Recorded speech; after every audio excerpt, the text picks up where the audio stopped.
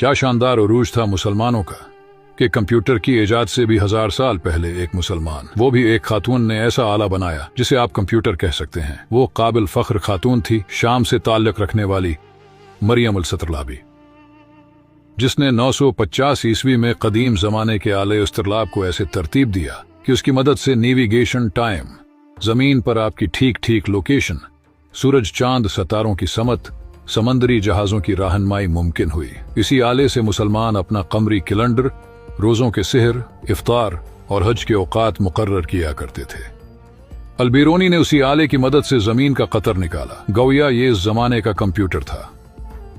1000 साल पहले जब लोग सूते वक्त आसमान पर सितारे देखते थे तो मरियम ने उन्हीं सितारों को डेटा के तौर पर लिया और उनकी मदद से ऐसे चार्ट बनाए कि सैकड़ों साल तक दुनिया उन्हीं पर चलती रही।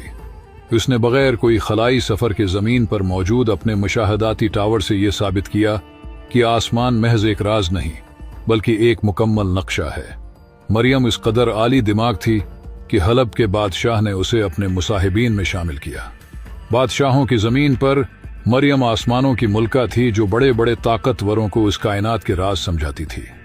आज तो गूगल मैप्स और सैटेलाइट GPS मौजूद हैं, मगर चंद सौ साल पहले तक मरियम के बनाए गए चार्ट ही मुस्तनद थे। इतने मुस्तनद कि यूरोप की साइंसी तंजीम ने मरियम का नाम इस्लामी सुनहरे दौर की गैर मामूली औरत के तौर पर दर्ज किया और अमरीका के खलाई मुशाहदाती इदारे पालोमर ऑब्जर्वेटरी ने मरियम को खिराज अकीदत पेश करते हुए खला में दरियाफत एक चट्टान इसके नाम की।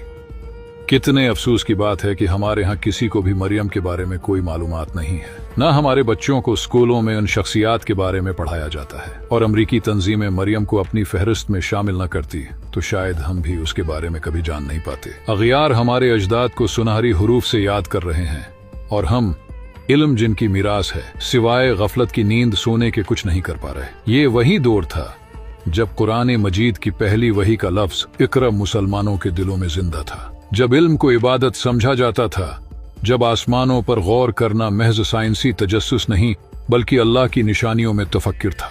कुरान बार बार कहता है, क्या तुम गौर नहीं करते, क्या तुम तदब्बर नहीं करते? और उन्हीं आयात पर अमल करते हुए मरियम जैसी खवातीन ने साबित किया कि इस्लाम ने औरत को सिर्फ इज्जत ही नहीं दी बल्कि इल्म व तहकीक के मैदान में क़ियादत का मकाम भी दिया। सोचिए, जब दुनिया के कई हिस्सों में औरत को बुनियादी हुकूक भी हासिल न थे, उस वक्त एक मुसलमान खातून बादशाहों के दरबार में बैठकर सितारों की जबान समझा रही थी।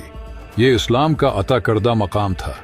ये उस तालीम का असर था जिसमें नबी करीम ने फरमाया, इल्म हासिल करना हर मुसलमान मर्द और औरत पर फर्ज है। मरियम अल-सतरलाबी